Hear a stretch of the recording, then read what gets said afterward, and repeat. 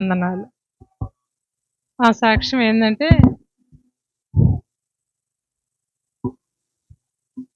దేవుడు మా పట్ల ఎన్నో మేళ్ళు చేశాడు.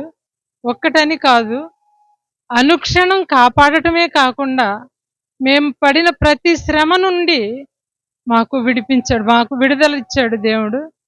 ఎన్నో అపాయకరమైన పరిస్థితులు మేము ఎదురైనయి మాకు.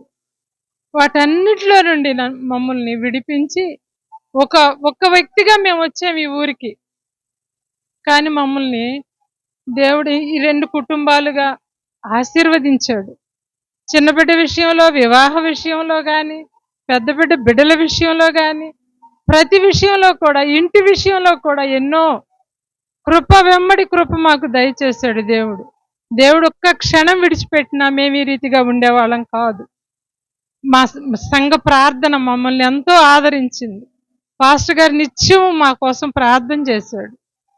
ఒకటి కాదు, చిన్న బిడ్డ పుట్టినప్పుడు కూడా నెలలు నిండకుండా బిడ్డ పుట్టాడు. 10 రోజులు ఇంటికి తీసుకొచ్చుకున్నాం. మళ్ళీ వెంటిలేటర్ మీద పెట్టారు. కష్టం అన్నారు, అయినా దేవుడు విడిపించాడు.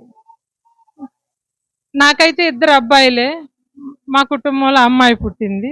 ఆ పిల్లకి మరి సంవత్సరం నిండింది. దేవుడు సంవత్సరం అంతా కాచి కాపాడి 2వ సంవత్సరంలో ప్రవేశపెట్టాడు. అందును బట్టి వందనాలు. పిల్లల వివాహం అయి 4 సంవత్సరాల నుండి 5వ సంవత్సరంలో ప్రవేశపెట్టాడు. ప్రతి కీడు వెనుక గొప్ప మేలుగా మాకు ఆశీర్వాదం ఇచ్చిన దేవునికి వేవేల స్తుతులు స్తోత్రాలు చెల్లించుకొనుచున్నాను. ఈ చిన్న సాక్ష్యం దేవుడు దీవించి ఆశీర్వదించును గాక. ఆమేన్. అద్భుతం. విన్నారు కదా.